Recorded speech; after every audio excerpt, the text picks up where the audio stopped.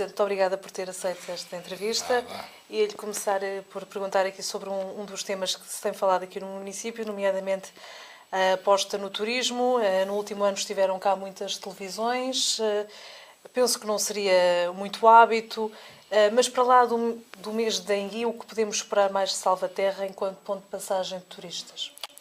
A ideia, em geral, é termos 4 ou 5 eventos no ano que captem a atenção das pessoas e que façam com que ao longo do ano as pessoas acabem por vir cá. E, portanto, não é só o mês de Enguia, nós demos muita visibilidade também e muita dinâmica e muita mais-valia, digamos assim, à Feira de Maio, que agora é a Feira de Magos, porque temos novamente artesanato na rua, produtores locais, temos a agricultura. Promovemos muito o cavalo nesses eventos, através de Campeonato Nacional de Horseball, através de provas de equitação, trabalho, etc. Portanto, é uma das formas que encontramos também de promover aquilo de tal uma forma que é a tradição. Temos também a participação nesse evento dos Forcados de Salvaterra, portanto, da Festa Brava, de alguma forma, porque nós somos ribatejos e isso não podemos deixar de pensar nisso. Tivemos muitos eventos musicais e dança, também no palco montado junto à Câmara Municipal. Portanto, temos, como lhe dizia, o mês de março, com o mês de Enguia, temos em maio a Feira de Magos. Depois temos as festas no Concelho, que de junho a agosto preenchem todo o calendário, digamos assim, do Concelho, e, portanto, a Câmara inibe-se nesse momento de fazer eventos para não prejudicar a realização das festas, com exceção para um evento que criámos também o ano passado e que queremos que traga cada vez mais ao Conselho Público jovem, que é o Arte e Sons da Glória do Ribatejo, que é um evento que também procura dar dimensão ao Glória Rock, que era um festival que já é feito há muitos anos na Glória do Ribatejo, e, portanto, nós demos-lhe, digamos assim, mais corpo, e passou de um fim de semana para 2, e, portanto, com mais iniciativas, com mais artes, e, portanto, é uma forma também de chamarmos a atenção dos jovens. Depois, em setembro, como sabe, tínhamos já as celebrações do aniversário da Falcoaria. Este ano demos-lhe uma dimensão mais cultural, mais histórica, com a reedição de publicações históricas, com a criação de uma revista cultural, a Revista Magos, e, portanto, é também com a recriação históricas da época, portanto, do século XVIII, portanto, está de cerca de 250 anos atrás, e, portanto, procuramos também dar visibilidade ao Concelho. E depois temos no Natal este esforço que estamos a fazer de promoção do comércio local, da economia local, com o lema ou sob o lema no Natal compre local. E, portanto, estes 4, 5 eventos de dimensão que estamos a criar no Concelho é para dar visibilidade apenas junto dos mídias e junto das pessoas. Porque depois temos que ter produto. E, portanto, o produto que nós temos é o produto natural, é o Rio Tejo, é o facto de termos a Falcoaria Real, o Palácio da Falcoaria, é o facto de termos matas, charnecas, vales, se quiser, é a lesíria, e, portanto, tudo esse é também, naturalmente, a tradição, a Festa Brava, todo esse produto que estamos a procurar criar, digamos assim, para cada uma destas áreas, atividades que o enriqueçam e que de alguma forma o tornem, digamos assim, mais apetecível. Desde logo, e só para falar do Rio para já, criámos rotas náuticas, ou seja, juntámos a quem já está, aos players que já estão no terreno, com passeios de barco no Rio, e então organizámos criando rotas. E, portanto, é um dos exemplos, podia-lhe falar também do esforço que estamos a fazer junto do ICNF e da Mata Nacional de Escaropim para criar ali rotas pedestres e rotas cicláveis que nos ajudem a promover, de alguma forma, também a charneca. O município tinha estes eventos Equimagos e Juvemagos, entretanto esgotaram-se, na sua opinião, estes modelos? Esses modelos esgotaram-se pelos próprios que os criaram, ou seja, nós não temos Equimagos, se calhar desde 2009, o último ano das eleições autárquicas, antes de 2013, quando tomei posse, e, portanto, foi a própria gestão anterior que criou o evento Equimagos e criou o evento de Juvemagos e que acabou com eles. E, portanto, não se pode dizer que foi a gestão do Partido Socialista que acabou com esses eventos. O que nós fizemos foi o contrário. Nós achámos que fizemos uma análise e ponderámos porque é que a Equimagos acabou. Porque se calhar não tinha dimensão nem mérito para poder ter sobrevivido. E então o que é que nós fizemos? Juntámos o evento de Feira de Maio, digamos assim, se quiser, ao modelo Equimagos, e criámos a Feira de Magos. E juntámos a tudo isso, até ao cavalo, como há pouco lhe referi, juntámos também todo o Campeonato Nacional de Horseball, um conjunto de provas que eram características, digamos assim, ou que estariam mais associadas à parte do cavalo, mas juntámos também ao setor agrícola e agroindustrial. E, portanto, demos dimensão, demos expressão, e isso tornou muito mais visível a Equimagos e a Feira de Magos, e eu penso que este modelo que nós concebemos agora e que o ano passado testámos pela primeira vez, aliás, no ano em curso testámos pela primeira vez, vamos desde já, temos garantido que o vamos repetir já para o ano 2015. E, portanto, em relação às Juve Magos, parece-nos, embora seja discutível, é uma análise... Porque há uma crítica da oposição que a Câmara neste momento não tem nenhum grande evento para a juventude. Não é verdade, porque a oposição, infelizmente, tem pouco tempo para participar nos eventos da Câmara. Certamente não estão motivados nem mobilizados ou preferem encontrar, por vezes, a parte crítica e não a parte construtiva. Porque não é verdade, olha, primeiro, porque nós apoiamos todas as festas e todas as comissões de festas, e em todas as festas e comissões de festas, e o ano passado foram 7 no nosso Conselho, há sempre a tenda jovem. E, portanto, por via indireta, nós temos 7 pequenos eventos, se quiser, depende da duração das festas, que todas as noites têm música e têm animação para os jovens. Depois, não é verdade, porque, como lhe disse há pouco, criámos o Arte e Sons da Glória do Ribatejo, que não existia, que é só focado para todas as artes para os jovens. O ano passado tivemos grafites, tivemos teatro, tivemos marionetas, tivemos rock, diversas bandas de rock, algumas convidadas pela própria Câmara Municipal, em complemento do Festival Glória ao Rock. Estou-lhe a falar de iniciativas que não existiam. E, portanto, temos ali só o Artes e Sons da Glória, se quiser, para nós, a antiga Juve Magos. É a concentração em 2 fins de semana de um conjunto de eventos. O que não fazia sentido era nós termos iniciativas para os jovens, como era o Festival Glória ao Rock, e depois a Câmara ainda se querer ter também um outro festival qualquer de rock numa outra data. E, portanto, pareceu-nos que o que ganhávamos todos se juntássemos esforços de divulgação, de promoção, e é esse modelo que nós criámos. Enfim, não lhe chamámos Juve Magos, até porque quem acabou com a Juve Magos foi o Bloco de Esquerda. Nós criámos o Artes e Sons da Glória do Ribatejo, que é precisamente destinado à juventude. Nesta componente do turismo, o atraso do plano de ordenamento da barragem de Magos também estará a trair algumas das expectativas naturais da Câmara de que aquela zona pudesse também ser um grande polo de atração. Nós achamos que a barragem de Magos nunca vai ser sempre um polo de atração, mas não em grande escala. Ao contrário do que de alguma forma os autarcas têm procurado dizer, não é bem verdade. Porquê? Porque a barragem de Magos tinha um potencial intrínseco que tem que ser transferido para o Rio Tejo, que era proporcionar a muita gente a possibilidade de andar de moto d'água, de barcos a motor, e, portanto, essa zona, digamos assim, que trouxe muito sucesso à barragem de Magos, é proibida por lei. Ou seja, não é possível, naquela albufeira de águas paradas, haver veículos motorizados. E, portanto, uma parte do público-alvo que ia à barragem e que a animou durante muitos anos, foi proibida já há vários anos atrás, quando se fez o plano da albufeira, de o poder utilizar ali. Portanto, diretamente perdeu-se esse público.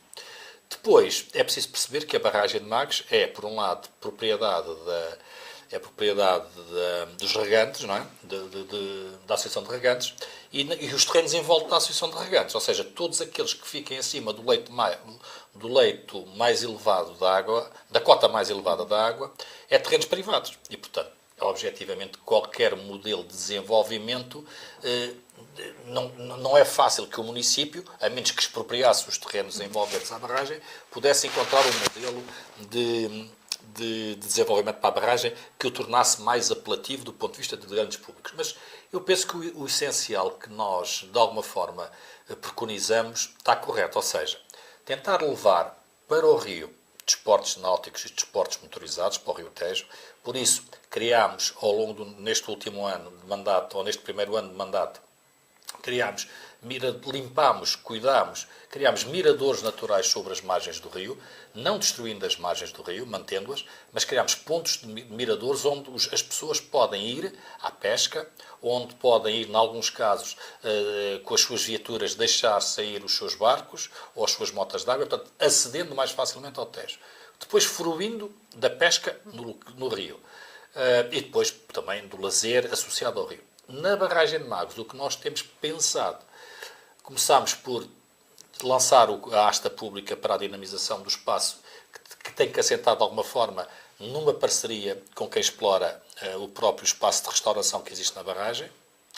Confesso que as coisas não correram muito bem, ou não estão a correr tão bem quanto nós desejaríamos, nesse particular. Portanto, será uma matéria que durante o ano 2015 vamos ter que reanalisar e verificar. Mas o que é que não está a correr bem? Não está a correr bem a exploração ou a dinamização do espaço por conta, digamos assim, do parceiro privado, mas também temos que, se calhar, conversar e ver se ele tem condições para continuar, se tem em que modelo, em que medida é que a Câmara pode ajudar, porque nós não temos sido desafiados, digamos assim, pelo próprio promotor privado para iniciativas ou eventos ou um modelo de dinamização do espaço que pudesse ser útil à própria fruição da barragem. Claro, a época de inverno é sempre uma época de menos fruição da natureza, até pelas condições climatéricas, mas dizia eu que o modelo que temos para a barragem é, para além das pescas, que se lá vai fazendo, é procurarmos criar, mas para isso temos que encontrar um modelo, temos que encontrar um projeto técnico, ou temos que arranjar uma forma de candidatar isso,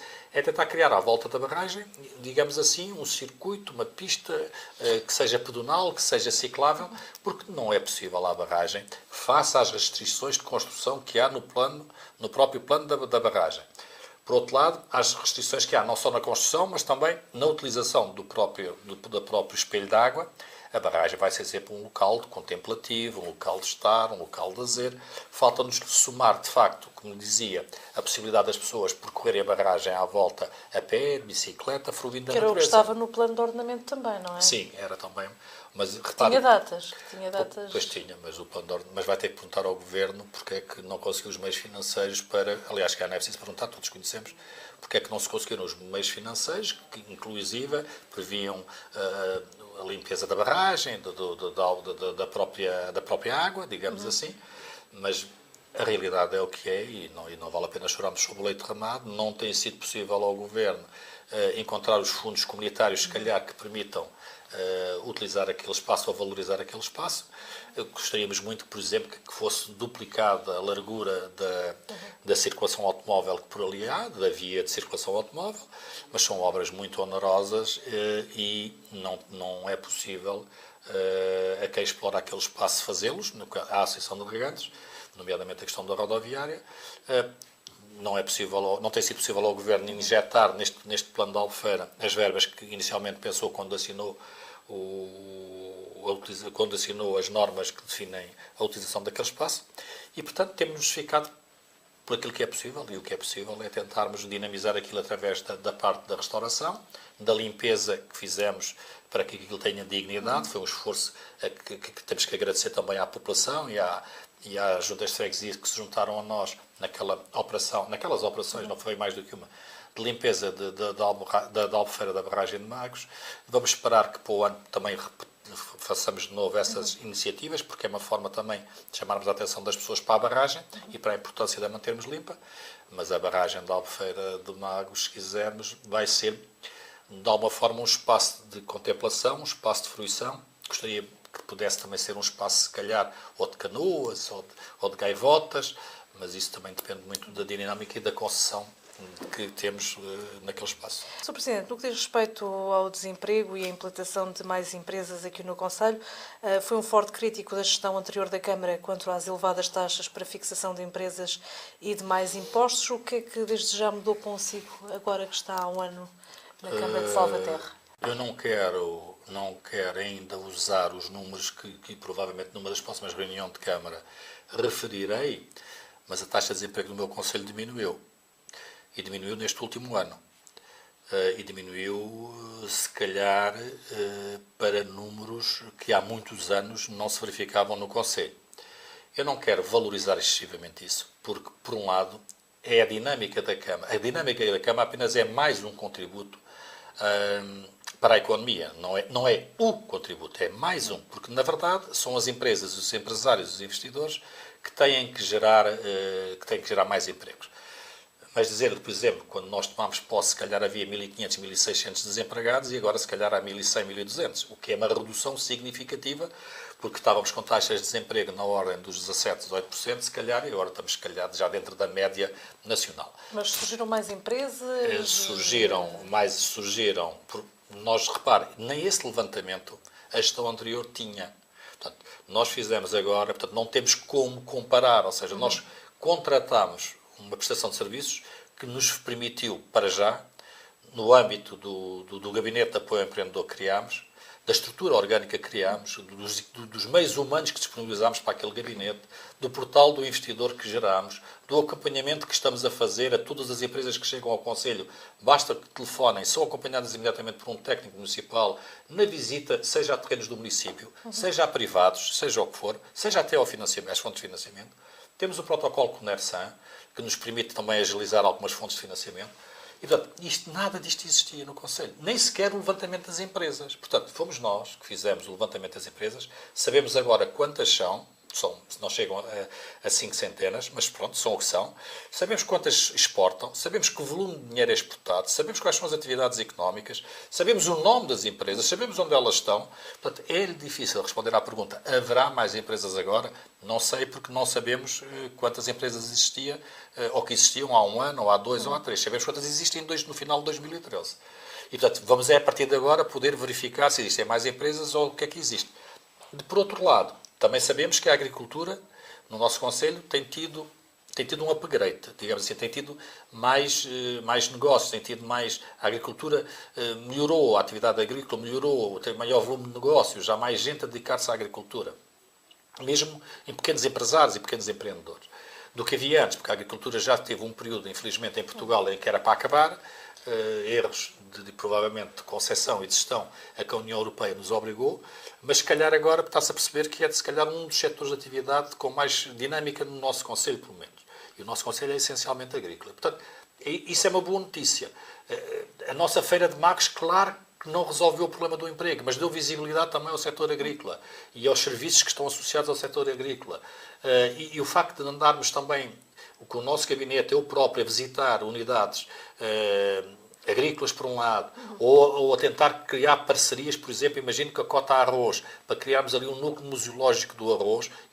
Quando nós pomos na rua os nossos produtos locais, seja no mês de Enguia, seja na Feira de Magos, seja agora até no Natal, se for ao edifício do Cais da Val, vai haver árvores de Natal feitas com produtos locais, com mel, com arroz, com os barretes, com as enguias doces. Quer dizer, nós procuramos todos os motivos e todos os momentos para promover o que é nosso. Artistas, produtos, produtores, empresários, e isso, pintores, o que quiser. E, portanto, esses momentos são importantes. O grande empresário que chega agora ao Conselho, que quer implantar, porventura nesta altura de crise não tanto, mas quer implantar aqui uma fábrica, já não esbarra com aqueles impostos que Salvaterra teve a fama de terem muito elevados aqui há uns anos? Não esbarra. Por um lado, porque nós, como sabe, desde que viemos, conseguimos baixar a taxa de IMI, era de ser de 0,7, depois baixámos para 0,6, entretanto a taxa máxima acabou, mas nós baixámos-la enquanto ela existiu. Estamos das mais baixas taxas a 0,35, como sabe, é 0,13, a taxa legal é entre 0,13 e 0,5. Nós tínhamos das mais baixas taxas de IMI da região, o que, portanto, é positivo. Temos uma redução também do apoio às famílias, temos um IRS não é de 5%, mas de 4%, ou seja, em Salvaterra de Magos, as famílias não pagam a totalidade do imposto do IRS porque a Câmara sacrificou parte dele, das suas receitas, para ajudar as famílias. E depois, importante também na derrama, porque criámos, como sabe, a taxa zero para as pequenas empresas, ou seja, as pequenas empresas não pagam à Câmara de derramas, estão isentas de pagar derrama, na medida em que nós criámos essa isenção.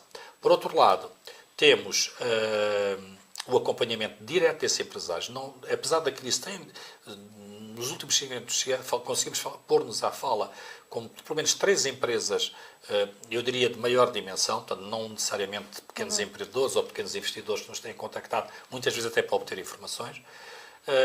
As empresas, se chegarem ao Conselho, como eu lhes disse, visitam os terrenos, poucos, infelizmente, que a Câmara Municipal tem. São-lhes explicados o que é que nós estamos a pensar em termos de ordenamento do território e, ao mesmo tempo, estamos a tentar recolher, junto de outros operadores que andam no terreno, imagine imobiliárias, a banca, terrenos, possibilidades de negócio, sejam armazéns já construídos, sejam terrenos para venda com potência industrial, para que nós tenhamos um banco de informação que possamos prestar a quem nos visita. E depois, com base nessa informação, quem vem investir tem que tomar uma decisão e nós acompanhamos, na medida do possível, essa sua decisão. Numa recente entrevista que fizemos com a representante da CPCJ, foi-nos falado da necessidade de mais psicólogos, tendo em conta os problemas sociais no concelho. Esta é também uma questão que a Câmara poderá, de certa forma, ajudar. Não temos facilidade em ajudar. Ou seja, nós temos perfeita consciência de que era importante ajudar os psicólogos que estão nos agrupamentos de escolas. Penso que um em cada agrupamento, que é manifestamente insuficiente para a população escolar, para os jovens que lá estudam. A Câmara precisava de poder complementar isso com, se calhar, até mais assistentes sociais, mais psicólogos, mas é uma área em que, como você sabe, as câmaras estão proibidas pelo Governo de contratar. Nós tivemos um período em que tivemos que reduzir os efetivos em 2% ao ano. Depois, este ano, não podemos aumentar os efetivos e, para o ano, não podemos ultrapassar os 35% das verbas do orçamento com as despesas com pessoal. Como nós estamos num ano em que não há fundos comunitários, o nosso orçamento é o mais baixo orçamento dos últimos, desde 2002, por exemplo, foi uma data que nós vimos, portanto, há 15 anos para cá, nós estamos com o orçamento mais baixo dos últimos 15 anos. É 30% abaixo, por exemplo, do último orçamento que o Bloco de Esquerda teve. E, portanto, nós não estamos dentro do limite dos 35%. Eu dou-lhe um exemplo, há 2 anos, ou aliás, o ano em que está em curso, nós temos um orçamento de 12,7 milhões, nós estamos com uma taxa de pessoal, de despesas com pessoal em relação ao orçamento na casa dos 31%, 32%, estamos dentro dos limites máximos. Para o ano, como temos um orçamento de 10,2 milhões, passamos logo esse valor dos 35%. E, portanto, as câmaras maniatadas na sua capacidade de poder decidir como aplicar os dinheiros, maniatadas pelo Governo, que pouco a pouco nos vai tirando a autonomia funcional, administrativa e de gestão, de facto, torna mais difícil depois poder responder às situações que seriam úteis a responder com mais eficácia às situações que se vão colocando no âmbito do CPCJ. Mas dizer-lhe que nós inscrevemos pela primeira vez este ano no Orçamento da Câmara verbas para o CPCJ. Nunca antes, em Orçamento Municipal, o CPCJ tinha tido verbas adstritas, mas direcionámos um técnico da Câmara Municipal, um quadro técnico superior a tempo inteiro para o CPCJ e, portanto, e depois trabalhamos, obviamente, em harmonia entre o CPCJ e a nossa divisão da ação social, trabalham em harmonia, em estreita colaboração, como deve ser, aliás, e, portanto, penso que, apesar de tudo, nós, neste ano que temos de mandato, melhoramos muito a capacidade, ou melhoramos pelo menos um pouco, a capacidade de intervenção do CPCJ no terreno.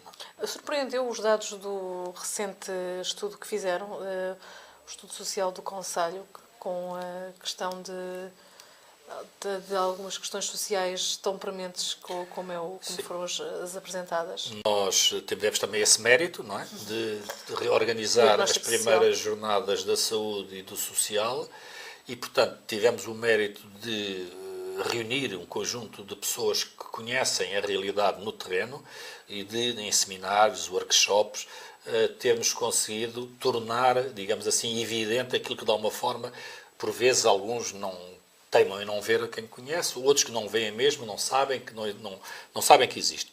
Nós criámos também, para facilitar a ação da nossa rede social, criámos comissões sociais de freguesia, ou seja, estamos se quisermos, a descer o nível da nossa ação, já não só ao Conselho, mas freguesia a freguesia, na expectativa de que, trabalhando mais perto das pessoas, possamos identificar melhor os casos mais gritantes que carecem de apoio social.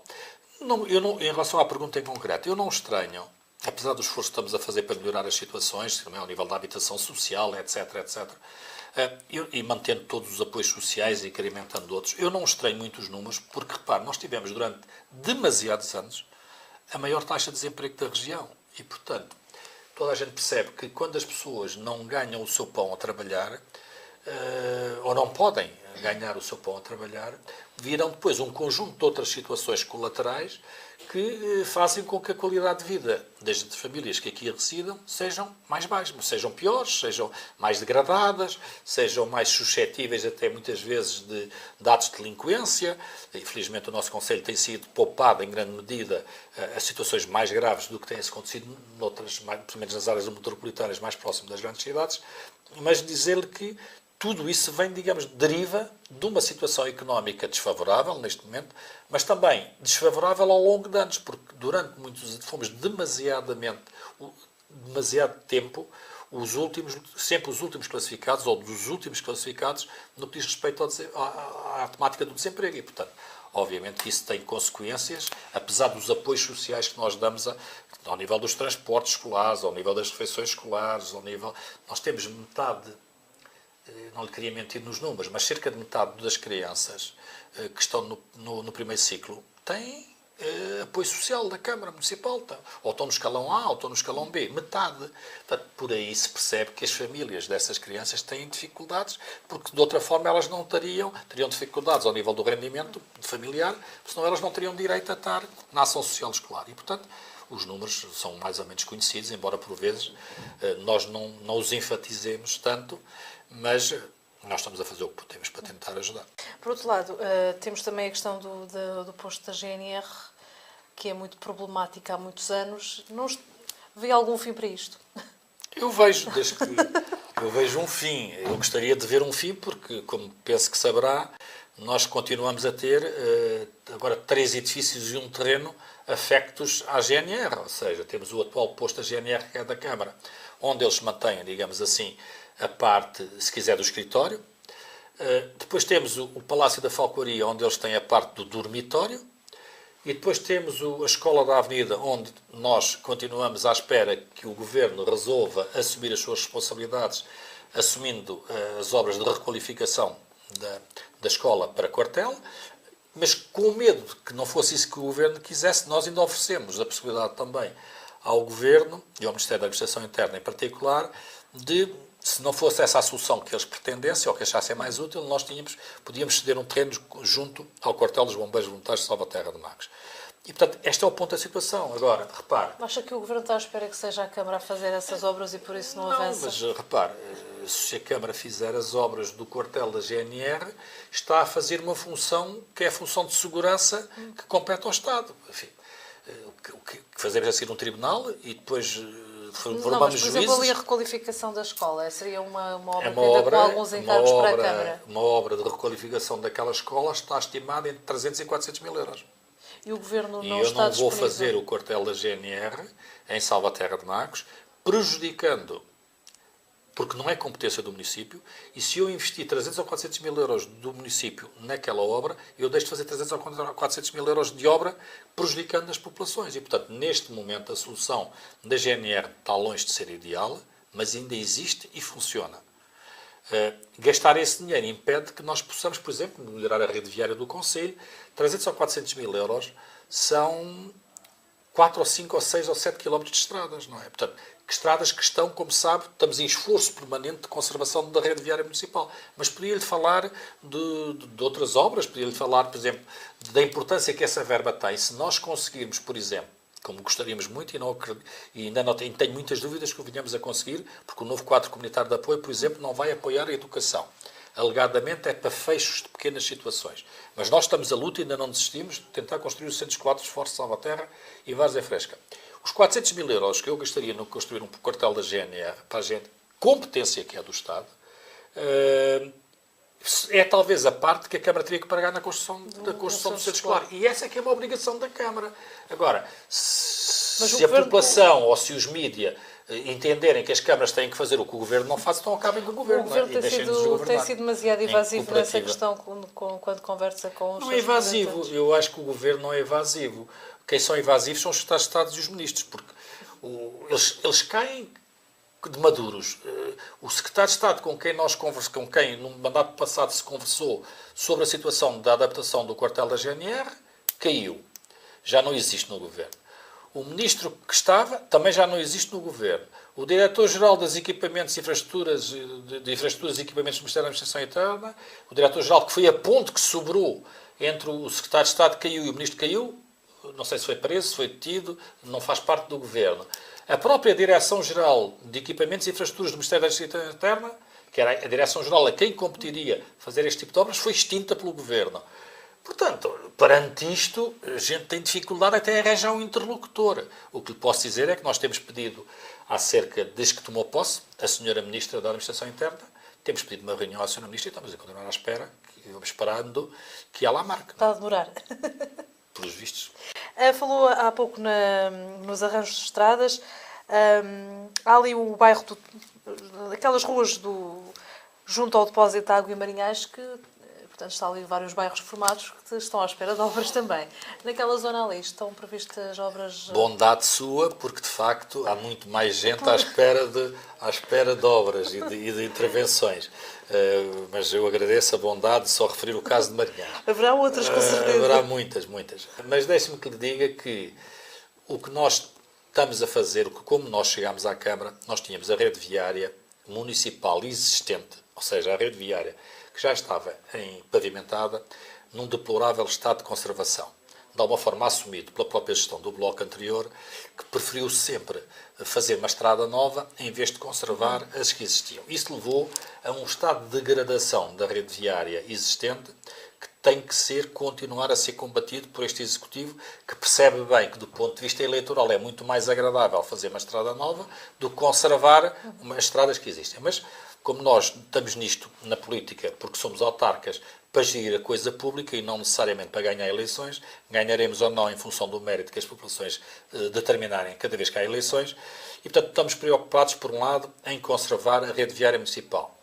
Por outro lado, sabemos que os fundos comunitários não apoiam a construção de estradas. Isto é um fator novo e é preciso que percebamos todos que aquilo que eram quase direitos adquiridos das autarquias, que era ter verbas dos fundos comunitários para estradas novas e conservação de estradas, acabou. E, portanto, as pessoas têm que perceber que os milhões de euros que vinham e foram vindo da União Europeia, neste momento não vêm para estradas, vêm para as empresas, vêm para a eficiência energética, vêm para a empregabilidade, mas não vêm para a rede viária e também não vêm para a educação. Não poderia também apostar mais nessa vertente?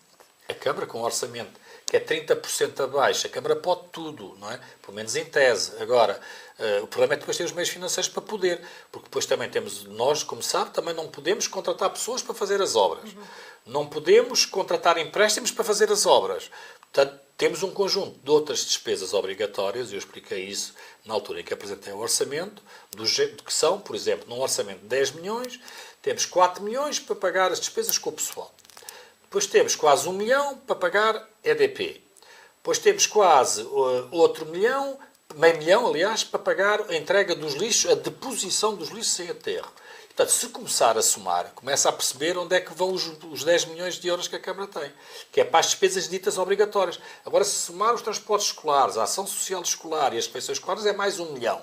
E, portanto, agora continuávamos assim e chegámos à conclusão que a Câmara tem 200 e tal mil euros, ou 300 mil euros, ou 400 mil euros para investir. E, portanto, a Câmara tem que ter um critério muito apertado nas prioridades. E, portanto, a Câmara, naturalmente, está muito atenta às situações de carência na rede viária municipal. Tem, em Marinhais, que foi o exemplo que me deu, 2 situações que identificou como sendo das mais carenciadas. A Estrada da Serra em Marinhais, cujo projeto nós mandámos fazer já, e que vai custar, só para que perceba, cerca de 300 e tal mil euros. Portanto, lá vai... Depois as pessoas falam também naquele novo centro cultural que vai fazer, que também não é muito consensual. Mas sabe, na vida, se estivermos à procura de consensos, a primeira crítica que havia... Seria mais fácil, se calhar, fazer um alcatramento. Não seria. Porque, repare, o alcatramento da Estrada da Serra beneficia as pessoas que vivem na Estrada da Serra. Não beneficia a população de Marinhais. Certo? Também a população. Pronto, beneficia a população que vive na Estrada da Serra. Um investimento na cultura beneficia uma população. E aquilo que estamos a fazer é curioso quando a gente quer enfatizar os aspectos positivos ou os negativos, porque, repare, a primeira crítica que havia quando nós estávamos ainda em processo de campanha eleitoral junto às populações é uma vergonha o Estado a que deixaram chegar o mercado diário de Marinhais. Aqui no centro da vila, olhem esta vergonha. Primeira obra da Câmara de Salvaterra eleita pelo Partido Socialista. Começar a recuperar o antigo mercado de Marinhais. Que vergonha! A gastar dinheiro em recuperar o mercado de Marinhais, em vez da minha rua. Portanto, senhora, percebe que quem está aqui a gerir recebe pressões de todo o lado, todas as freguesias. Estamos só a falar de Marinhais. Agora imagine, quando somar a isso os esforços de Salvaterra, que ao longo de anos estiveram abandonados pela Câmara Municipal em tudo o que diz respeito a infraestruturas desportivas, a infraestruturas culturais, a todo o género de infraestruturas que não só a rede viária.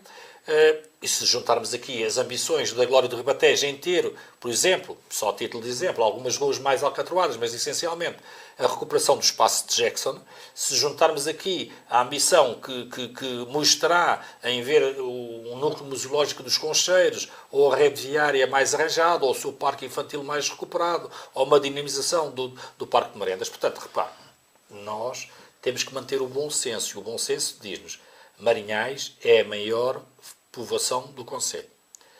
Sendo a maior povoação do concelho, Marinhais não tem uma biblioteca. Vai passar a ter. Marinhais não tem um auditório para sentar 150 pessoas. Vai passar a ter. E se tudo nos correr como feição, aquilo que as pessoas dizem que é para a cultura é também espaço de cidadão. E vai poder ter ali serviços de apoio ao cidadão, se as coisas nos correrem de acordo com aquilo que estamos a tentar negociar com o Secretário de Estado da Modernização Administrativa. Marinhais vai ser, aquele mercado da cultura vai ser um dos sítios onde os cidadãos poderão tratar de muita documentação que envolve quer a administração local, quer a administração central. E, portanto, vai ser um espaço do cidadão, um espaço de cultura e uma biblioteca, portanto, e um espaço de auditório para todos os eventos que em Marinhais se possa. Dizer que Marinhais não precisa disso, precisa de uma estrada alcatroada. Desculpe, eu dou muito mais valor a Marinhais do que o mero alcatroamento de uma estrada. Estamos a falar da zona central de Marinhais, só o centro mais antigo de Marinhais, junto à Capela de São Miguel Arcanjo. Eu acho que as pessoas que dizem que preferem a estrada arranjada é porque não são de Marinhais. No que se refere à ligação com a Águas do Ribatejo, qual é que é o balanço que faz desta empresa intermunicipal? Alguns autarcas queixam-se que a empresa faz obras, depois não repõe os pavimentos. Não sei se também tem essa experiência. Temos, infelizmente, não. Bem, vamos olhar primeiro para as Águas do Ribatejo com justiça e correção. Porque muitas vezes nós, na guerra do dia-a-dia, enfatizamos a formiga em vez do elefante. Porque a formiga chateia, incomoda, ou melga, se quisermos. As Águas do Ribatejo foi o melhor que podia ter acontecido a estes concelhos que estão associados. Se nós não se naquele tempo, e honra seja feita aos autarcas que em 2009, se não se tivessem entendido para criar a empresa Águas do Ribatejo, nós não teríamos tido, por exemplo, acesso aos fundos comunitários, aos milhões e milhões de euros que foram investidos. Só no meu concelho foram mais de 15 milhões de euros. E, portanto, 15 milhões de euros que ficaram enterrados nas águas e no saneamento e nas estações de tratamento de águas e de esgotos e nas estações elevatórias, que as pessoas não valorizam, mas que valorizariam se um dia tivéssemos as redes a arrebentar a todo lado, não tivéssemos a fazer estações de tratamento para remover o manganês, se não tivéssemos a tratar as águas, os esgotos antes de os lançar nos rios e nas valas. E, portanto, as pessoas não valorizam, mas é trabalho que fica no nosso concelho e que fica feito. Portanto, e acham que pagam mais água agora?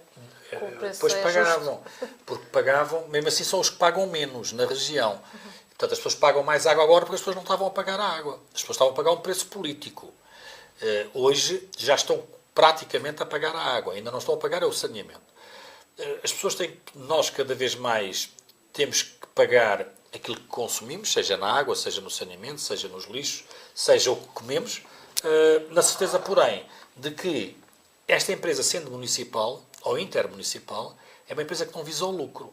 E é por isso é que as pessoas destes concelhos pagam muito menos água do que pagam noutros concelhos à nossa... Olha, é na EPAL, que serve aqui esta região. E, portanto, não é preciso ir muito longe para ver quão vantajoso é para as pessoas termos encontrado um modelo de funcionamento das Águas do Ribatejo. Por outro lado, portanto, além do modelo não visar o lucro, logo ter tarifário mais baixo do que todos os outros tarifários à nossa volta, é um modelo público que está atento às questões sociais das famílias. Eles têm A empresa criou taxas de apoio às famílias com carências e também às famílias numerosas. No início da empresa, o Sr. Presidente, quando ainda era candidato, tinha uma forte desconfiança desta empresa. E digo-lhe já porquê. Porque onde eu divergi da empresa, e sempre eu disse em sessão de Câmara, não foi no preço que estava definido para a água, foi na progressão do preço. O que eu defendi durante o tempo em que estive na campanha é que o aumento que aconteceu em Salvaterra de Magos, de cerca de 200 e tal %, podia ter sido graduado no tempo. Hoje ainda tem a mesma opinião? Tenho. Agora não vale a pena porque o preço já lá está, não é? A questão é, depende do ritmo com que a gente quer depois fazer os investimentos. A ideia é, se tivéssemos criado condições ao princípio, no sentido de que velocidades diferentes para chegarmos ao mesmo patamar num determinado ano, imagine, queria-se que os preços tarifários fossem iguais. Então, eram iguais, por exemplo, em 2 ou 3 anos, e não necessariamente naquele ano. Isso tinha evitado muita da aversão das pessoas, que ainda hoje se sente, em relação às empresas de águas do Ribatejo.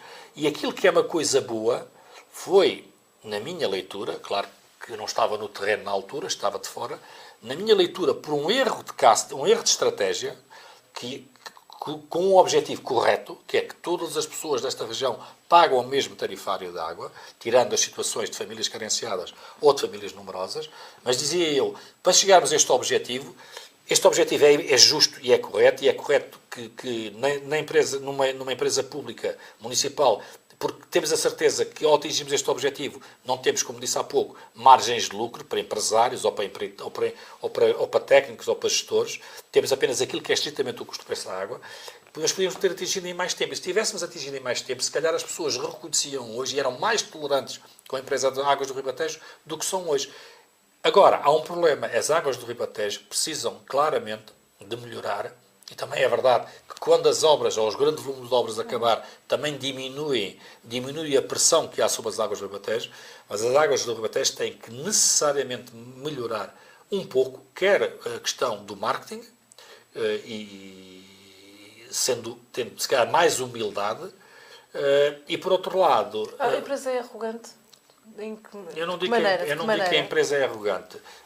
As pessoas fazem as empresas, não é? As empresas não são nada. As pessoas é que constituem as empresas. Portanto, é arrogante porque por vezes está distante. Está distante dos autarcas, está distante dos presidentes de junta, está distante dos seus parceiros, que são os autarcas e presidentes de junta, ou está distante das populações porque não explicam o suficiente, ou está distante porque as pessoas por vezes reclamam e não é suficientemente humilde. Portanto, é preciso que a empresa, depois deste grande volume de negócios e de investimentos, evolua no sentido de uma maior qualidade do atendimento das pessoas. É um dos objetivos que foi defendido, como penso que saberá, pelo Presidente das Águas do Ribatejo, o meu colega Francisco Oliveira. Portanto, melhorar aí no atendimento às pessoas é importante e depois no dia-a-dia. Ou seja, a empresa depois vai ter que encontrar um modelo de funcionamento, findas as grandes obras, que garanta que não está meses à espera de meter 4 pedras de calçada ou de reparar um remendo, porque isso objetivamente prejudica pessoas e cria uma imagem negativa da empresa. E, portanto, isso é tanto mais estranho quando são os próprios autarcas, quando é o senhor que também está lá na empresa, não é? Sim, mas o estar lá, isso faz-me lembrar, a senhora também está perto, não faz nada por resolver. É que o facto de estarmos lá não quer dizer que tenhamos capacidade de gestão. A questão é, este tipo de tarefas implicam muitas vezes mais custos. E, portanto, é preciso saber se as pessoas, se faz sentido aumentar o tarifário para conseguirmos ser mais ágeis na intervenção do dia-a-dia. Porquê? Para sermos mais ágeis na intervenção do dia-a-dia, temos de ter mais meios humanos, mais equipamentos. E, portanto, há, eventualmente, uma necessidade que temos de analisar, e é difícil analisar isto agora, quando estamos ainda a fazer grandes investimentos nos territórios. Porque nós ainda não percebemos bem, depois de fins os investimentos, se os meios que temos são suficientes para os problemas que temos no dia-a-dia. Porquê? Porque agora estamos sempre a criar problemas. Quando abrimos uma vala, criamos um problema. Quando fazemos ramais, criamos problemas. E, portanto, é difícil a quem está a gerir neste momento perceber se deve contratar mais técnicos ou mais operativos, mais equipamentos para manter, digamos, para cuidar melhor do dia-a-dia das pessoas. E, portanto, não é estranho. É difícil de avaliar neste momento o que fazer, porque estamos entre duas espadas, que é, queremos melhorar a prestação do serviço, para melhorar isso temos que criar mais meios e temos que aumentar o tarifário. Mas se aumentamos o tarifário, por outro lado, temos as pessoas a dizer que a empresa está muito cara a água. Portanto, os presidentes de Câmara vivem aqui numa situação complexa que é decidir aumentar o preço ou servir melhor. Porque não podem voltar a subsidiar a água como Não se podem. aconteceu durante tantos anos. Não podem, nem têm meios para isso. Muito bem. Sr. Presidente, recentemente deu pelouros ao vereador do PSD, Francisco Naia, quando antes tinha dito que era uma pessoa na qual não tinha confiança, acusou-a de ter pouco caráter e de falar mal pelas costas. Quer dizer, isto... O que é que aconteceu aqui para agora ter uma boa opinião em relação a esta pessoa? Vamos ver, eu ainda não emiti nenhuma opinião depois dessas, pois não, em relação a essa pessoa. Mas mudou rapidamente a opinião. Não mudou de opinião. O que o Presidente da Câmara fez tem valores, e tem um valor acima de tudo que é o valor da governação do município. E o que o Presidente da Câmara tinha intenção, quando tomou posse, de governar em minoria, percebendo que tinha forças políticas à sua esquerda e forças políticas à sua direita. E percebendo que, durante anos, combateu um modelo de governação da Câmara, liderado pelo Bloco de Esquerda, com o qual discordava. E isso foi possível fazer durante um ano. O que aconteceu é que, ao fim do ano, os partidos da oposição se entenderam para tentar baixar as receitas da Câmara. Ou seja, uma Câmara Municipal que tem, no ano de 2014, para o ano económico de 2015, tem o mais baixo orçamento dos últimos 15 anos, ainda houve gente na oposição, nomeadamente o Bloco de Esquerda, que teve 16 anos a governar esta casa, que entendeu que depois de nós termos baixado IMIs e derramas, ainda devíamos baixar mais os IMIs e devíamos baixar mais o IRS, furtando ao orçamento municipal verbas que não nos permitiriam sequer fazer obra. Então este senhor Francisco Naia pôs-se a jeito e tornou-se mais meigo para com a Câmara. E, entretanto, a avaliação é sua, fará comentário quem entender. Estou-lhe a perguntar. Não, mas eu estava a dar a resposta, mas tem que fundamentar a opção. E, portanto, perante esta nova realidade, que foi ver o Bloco de Esquerda, que governou durante 16 anos esta Câmara, de alguma forma, responsavelmente do ponto de vista financeiro, permitir-se os mesmos atores que estiveram a governar querer baixar a capacidade de receita da Câmara num orçamento que já é o mais de 30% abaixo do que eles tinham e que é o mais baixo dos últimos 15 anos. E o facto de o vereador do PSD, num dos impostos, ter estado com o executivo do Partido Socialista e no outro dos impostos ter estado com o Bloco de Esquerda, fez com que o Presidente da Câmara percebesse que os impostos só passaram, ou pelo menos aquele imposto em que eles votaram em conjunto, só passou, o imposto local, a manutenção da taxa, reparem, a manutenção da taxa numa das mais baixas da região, só passou porque não esteve presente o vereador da CDU. De onde eu, face às mudanças que houve na própria representação da CDU, que passou do vereador Orlando Garcia para o vereador João Pedro Caniço, eu percebi que houve um crescendo de, se quisermos, de confronto entre a CDU e o Bloco de Esquerda e a gestão do Partido Socialista, ficando aquilo que antes eram dois fiéis da balança, que era o vereador Francisco Naia e o vereador Orlando Garcia da CDU, passei a ter um único fiel da balança nas sessões de Câmara, porque nós estamos em minoria. E a senhora sabe isso. Portanto, se estamos em minoria, sempre que a oposição se confrontar, se juntar, nós perdemos. E, portanto, enquanto antes, repito, eu tinha dois fiéis da balança, Orlando Garcia da CDU e Francisco Naia do PSD, passei a ter um único fiel da balança, Francisco Naia do PSD, uma vez que a CDU tem votado reiteradamente ao lado do Bloco de Esquerda, e até com elogios mútuos. Então foi um erro político da sua parte ter dito não foi erro. Empregar estes termos não foi contra um erro. Francisco Não Naia. foi um erro. Não está arrependido? Não estou. Estou arrependido de o ter dito em sessão de Câmara. Porque o que eu disse em sessão de Câmara era a visão que eu tinha de Francisco Naia, das conversas, como se comprovou depois na votação de um dos impostos locais, que passaram a existir entre o PSD, o Bloco e o PCP, de que eu tinha conhecimento, como compreendo, dos bastidores da política. E, portanto, a situação preocupava-me. E, nessa medida, eu tentei dar um grito em sessão de Câmara de alerta. A resposta que eu tive do PSD, ou do vereador Francisco Naia, foi a disponibilidade para o meu convite para conversarmos.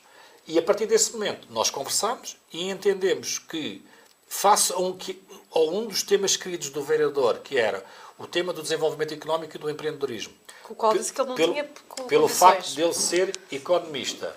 Se quiser fazermos a entrevista sempre em torno desse episódio, a gente continuaremos aqui durante 2 horas.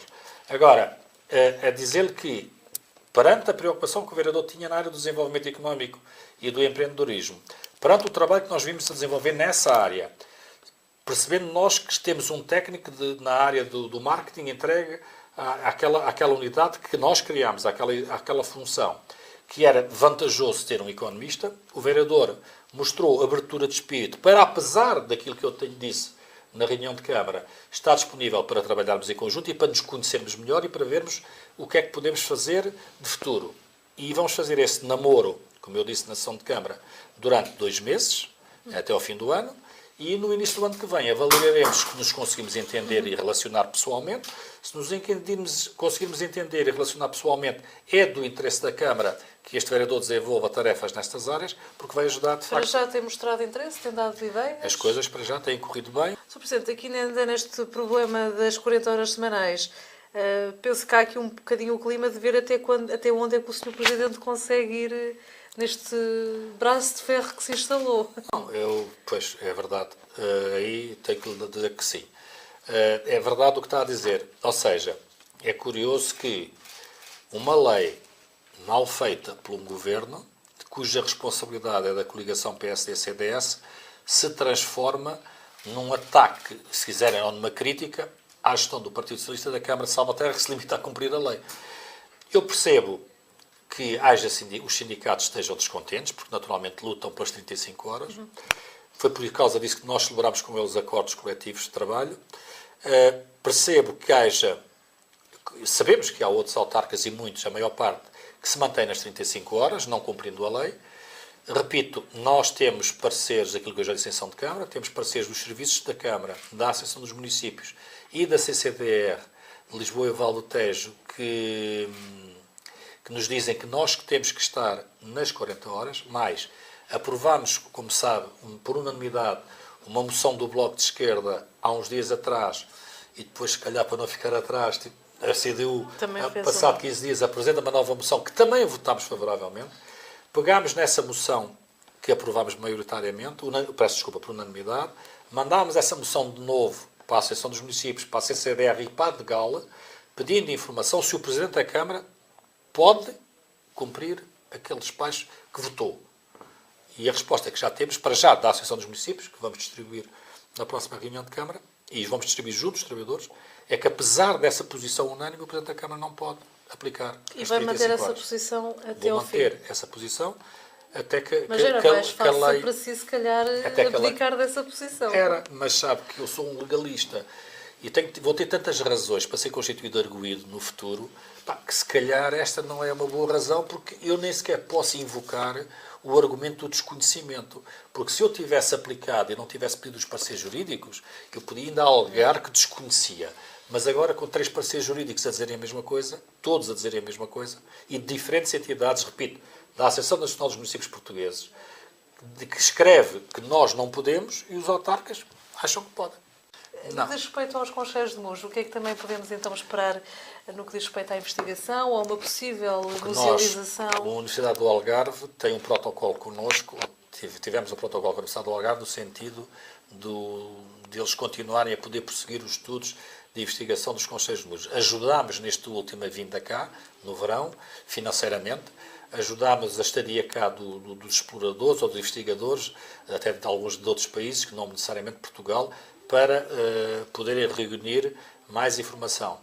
A única coisa que pedimos em troca foi mais alguns achados que enriqueceu a nossa vitrine, digamos assim, do Mesolítico que temos no Museu do Conselho.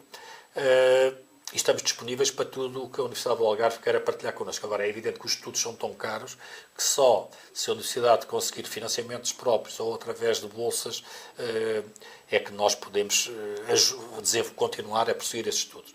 O professor Nuno Bicho estava, enfim, percebeu a nossa preocupação, estava disponível para, se este projeto puder continuar, para criarmos um núcleo museológico em Mujo, numa das escolas primárias que ficou desativada, temos lá 2 que estão desativadas, Mas, objetivamente, isso só fará sentido se os estudos puderem prosseguir e se o trabalho que ele está a desenvolver possa levar-se a bom porto. Então, agora, no que diz respeito ao complexo de Marinhais, qual é que é neste momento o ponto de situação? O Complexo de Marinhais, o ponto da situação neste momento é a harmonia entre as coletividades e isso é bom. Portanto, ou seja, nós tivemos um período no passado onde os clubes que o usavam brigavam, fisicamente até, na altura o Salvaterrense e o Grupo Desportivo de Marinhais. Se eu pudesse fazer uma piada sem ser no jornal, mostrando que são ribatejanos, mas foi um momento triste, de facto, na altura, mas que resultou de uma indefinição da utilização do espaço. Eu não diria uma indefinição, eu acho que foi vendido durante algum tempo, que era o complexo desportivo para o Marinhais, em Marinhais.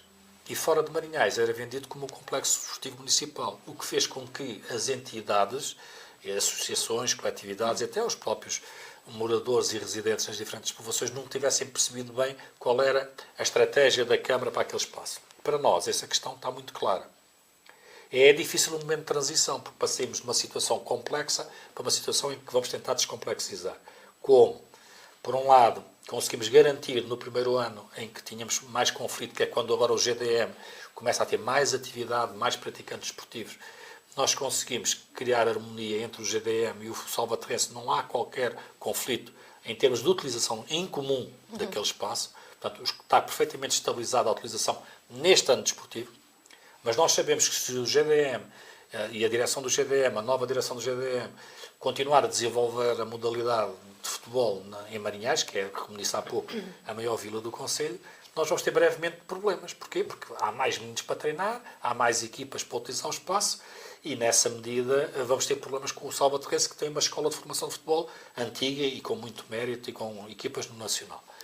E, portanto, temos que tentar antecipar-nos ao problema, como prevendo a possibilidade no nosso orçamento, no próximo ano, enfim, o mais rapidamente possível, criarmos um sintético em Salvaterra de Magos. Nessa medida, o Complexo Desportivo de Marinhais fica mais utilizado pelo GDM, e eventualmente poderá ser partilhado, por exemplo, enquanto não tiver instalações esportivas também com sintético, pelo Forense, mas sabemos que se resolvemos o problema de Salvaterrense, retiramos o problema da utilização do Complexo Desportivo. Porque o nosso objetivo último é o Complexo Desportivo Municipal de Marinhais ter como clube residente o Grupo Desportivo de Marinhais. E, portanto, isso é claro para nós. Queremos que o Grupo Desportivo de Marinhais seja o clube residente do complexo, enfim, com outras competições que possamos depois organizar para lá. Queremos que o Salvaterrense tenha o seu sintético no parque de jogos e gostaríamos, não sabemos quando e quando é que vai ser possível, que o Grupo Desportivo Forense também tivesse no Campo da Pedrinha, que agora é municipal, também tivesse as suas instalações esportivas condignas. Não?